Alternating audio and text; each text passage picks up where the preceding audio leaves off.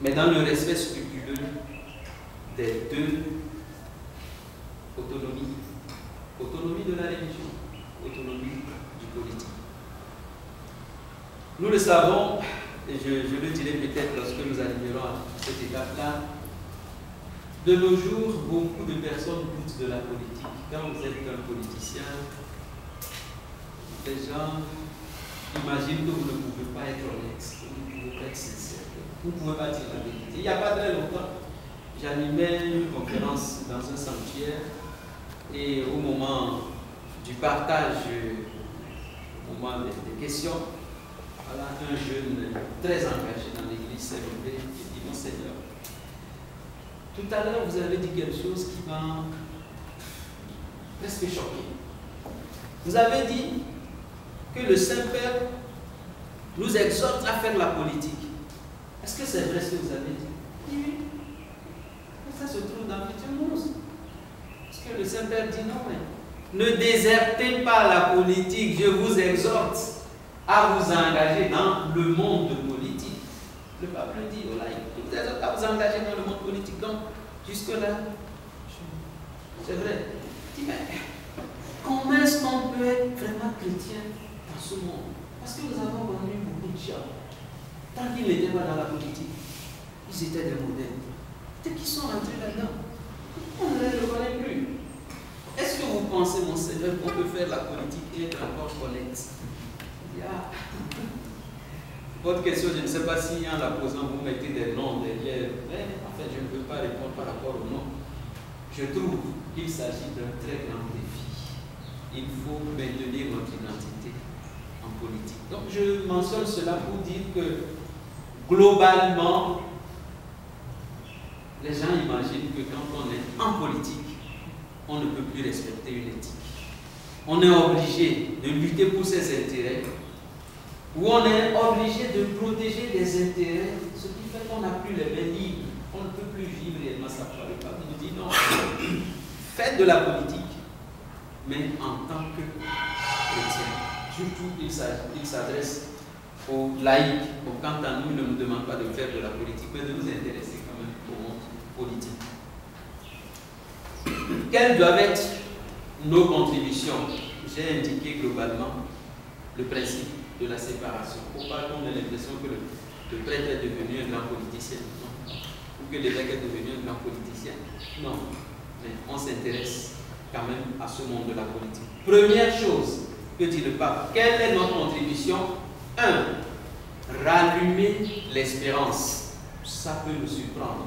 Mais lorsque vous lisez l'exhortation apostolique Avitié Munus, vous allez voir que la première chose à laquelle le pape invite le continent africain, c'est à ne pas perdre l'espérance. Je lis peut-être un petit passage.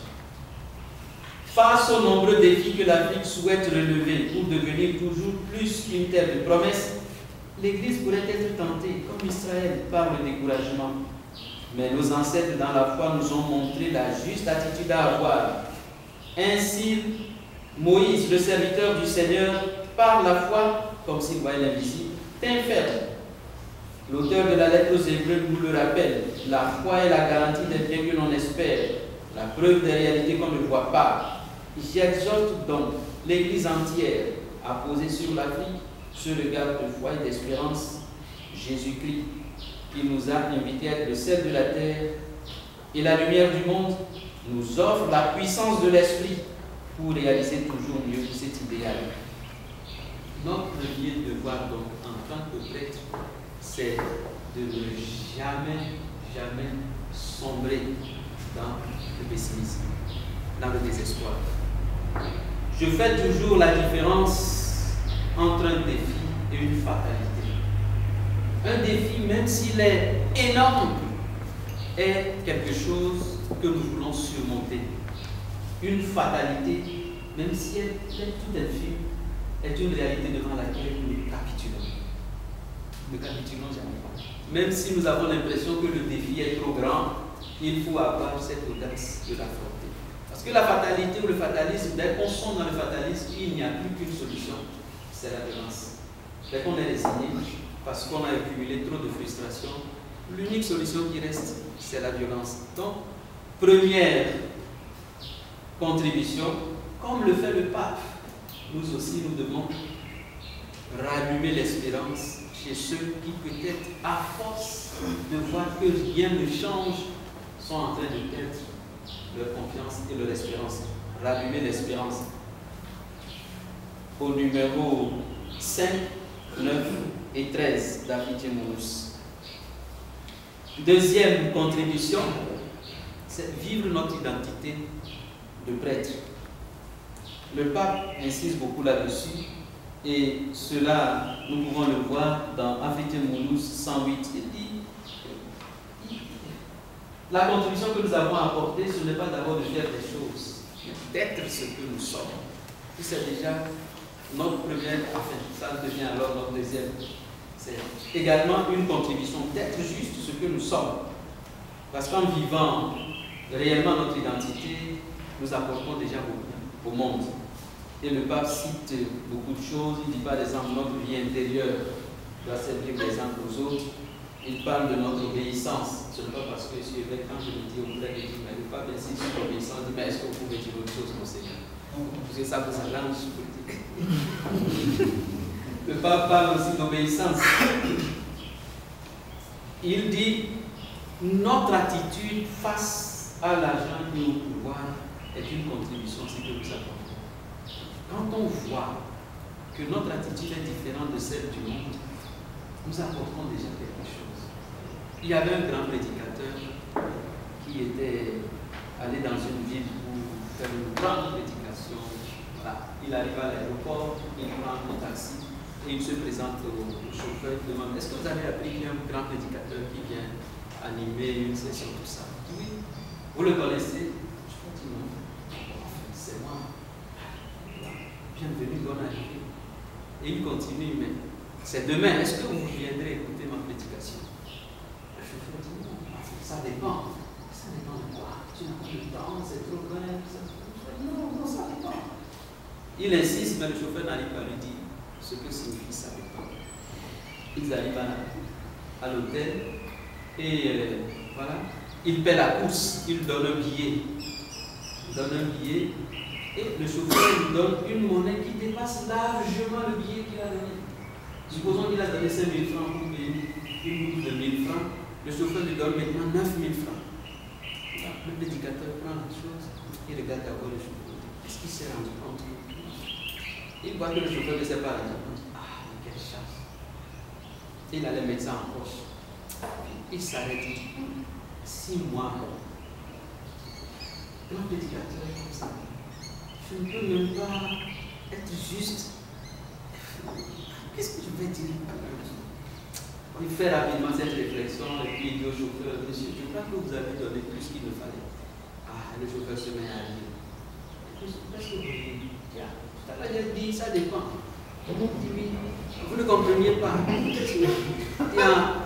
J'ai fait exprès de vous donner cet argent comme ça. Parce que si vous avez mis ça en poche, demain je ne serai pas venu. Moi-même, je suis dans le doute. Quand j'ai entendu qu'il y a un grand prédicateur, je me suis dit, est-ce qu'il faut aller ou pas? Mais l'occasion était trop belle. Je voulais voir si vous êtes comme les autres ou si vous êtes différents.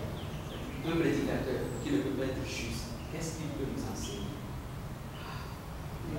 Le prédicateur dit, pour si peu d'argent, j'allais perdre une âme.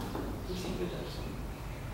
Voilà, le pape nous dit donc d'abord d'être ce que nous sommes, vis-à-vis de l'argent et du pouvoir. Quand on a l'impression que ce que nous-mêmes nous faisons vis-à-vis de l'argent, il suffit de lui donner un peu d'argent, lui va se taire. Il suffit, qu'est-ce que finalement nous pouvons dire aux autres?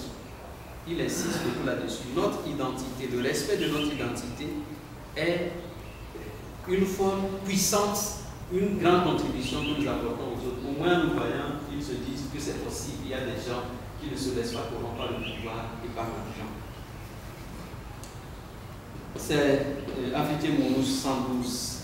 Et le pape parle de notre propre réconciliation entre nous, c'est-à-dire la contribution pour la paix et la justice. Non, entre vous. Parce que si vous qui avez des communautés composées de plusieurs ethnies, avez des communautés composées de personnes provenant de plusieurs nationalités, vous arrivez à vivre la paix, la justice et la réconciliation, alors vous devenez un modèle pour la société. Notre identité. Ensuite, la contribution suivante que je relève dans ce document, c'est l'éducation. Qu'est-ce que nous pouvons faire? Il faut éduquer notre peuple. Et le pape cite 3 plans sur lesquels nous devons situer cette éducation. Il y a d'abord la spiritualité, il y a ensuite la morale, il y a ensuite le civisme. Les formes de formation qu'il cite dans le sens de l'éducation, voilà ce que, parce qu'il y a la catéchèse, tout ça, qui font partie de la spiritualité.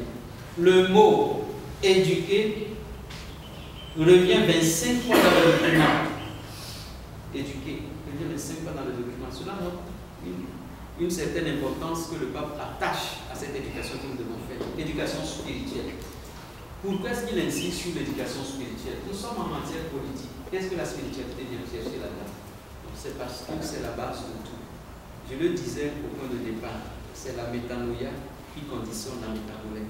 Et la métanoïa n'est possible que si on a une spiritualité forte. On ne peut pas se convertir comme ça si on n'a pas vraiment des raisons. La spiritualité est la source de cette conversion. Le pape insiste beaucoup là-dessus. Il paraît qu'une fois il y avait un jeune qui voulait